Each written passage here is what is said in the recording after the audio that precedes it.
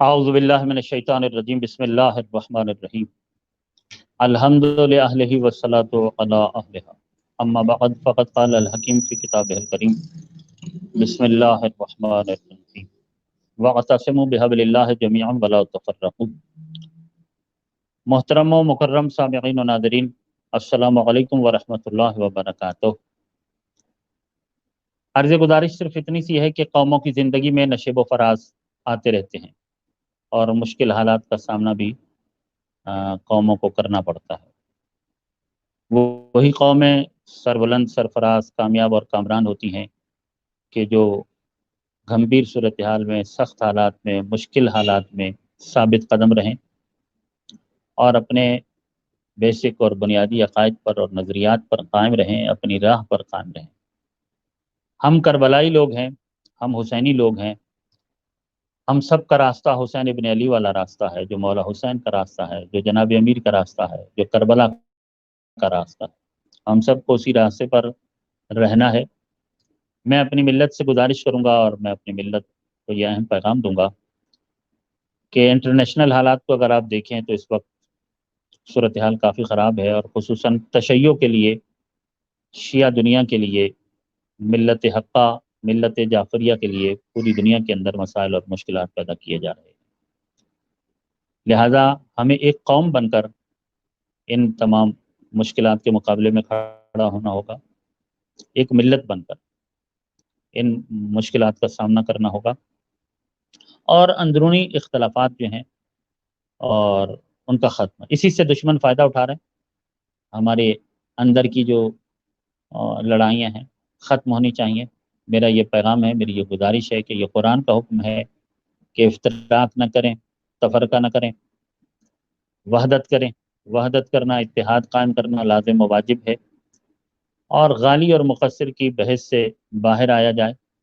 الحمدللہ ہمارا مکتب بالکل واضح ہے اور صاف و شفاف مکتب ہے، مکتب اہل بیت۔ ہمارے عقائد واضح ہیں، 5 ہمارے اصول دین ہیں: توحید، عدل، نبوت، امامت، قیامت۔ ہر شیعہ کا اس پر پختہ عقیدہ اور یقین ہے۔ فروع دین ہمارے 10 ہیں۔ خدا ایک ہے اور ہم اس کی وحدانیت کے، اس کی توحید کے قائل ہیں اور اس پر پختہ یقین رکھتے ہیں۔ انبیاء اللہ نے بھیجے ہیں، جن میں سب سے پہلے حضرت آدم اور سرکار ختم متورت آخری ہیں، اور ان پر نبوت ختم، اور ان کے بعد کوئی نبی نہیں ہے۔ مولا علی سے امام مہدی علیہ السلام تک پاک و معصوم 12 امام ہمارے امام ہیں۔ ہم ان کی عصمت اور ان کی ولایت کے اوپر پختہ یقین رکھتے ہیں اور عقیدہ رکھتے ہیں۔ جناب زہرا کی ولایت پر اور ان کی عصمت پر، ان کی طہارت پر ہم پختہ یقین اور عقیدہ رکھتے ہیں۔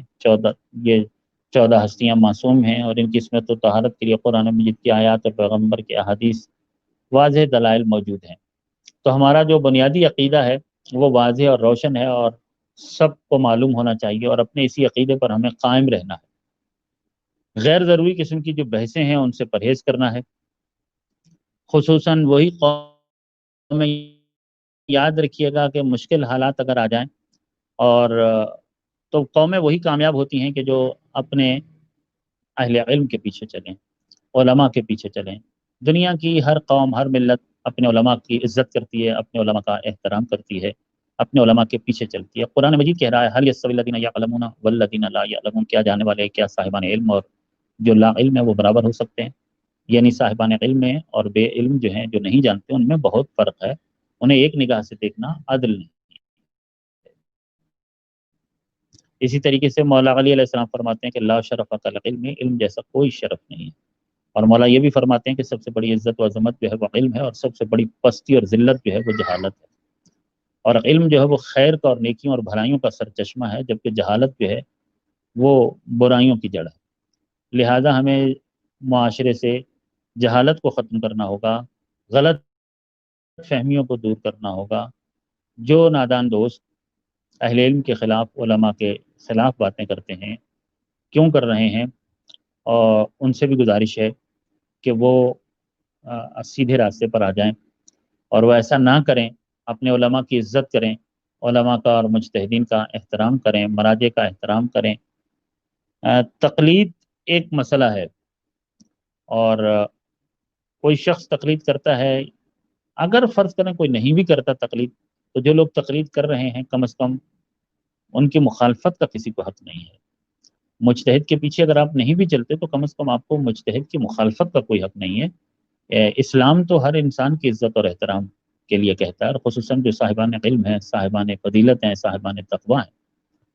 تو یہی گزارش ہے، محرم سر پہ ہے، چونکہ ایام ادا قریب ہیں، اگر اسی طریقے سے ہم اپنی اندرونی بحثوں میں الجھے رہے اور اپنی اندر کی لڑائیوں میں ہم پڑے رہے تو اس سے فائدہ دشمن اٹھائے گا، آپ کی عزاداری پہ حرف آئے گا، آپ کی مجالس اور آپ کے جلوسوں میں مشکلات پیدا ہوں گی۔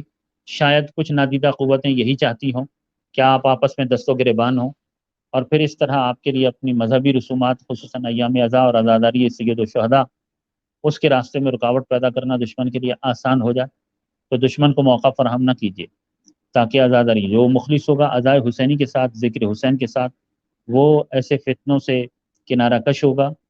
اگر کوئی شخص فتنوں میں پڑتا ہے، لڑائیوں میں پڑتا ہے اور زبردستی قوم کے اندر لڑائیاں داخل کرتا ہے اور اختلافات پیدا کرتا ہے، تو اس کا مطلب ہے کہ وہ عزائے حسینی کے ساتھ، عزاداری سید الشہداء کے ساتھ اور مکتب اہل بیت کے ساتھ مخلص نہیں ہے۔ گھر کے مسئلے گھر کے اندر حل کیے جائیں، سوشل میڈیا پر اپنی لڑائیاں نہ لائی جائیں، اور ساری دنیا کو اپنا تماشا نہ دکھایا جائے اور جگ ہنسائی کا سامان فراہم نہ کیا جائے۔ یہی پیغام ہے۔ بہت شکریہ، والسلام علیکم ورحمۃ اللہ۔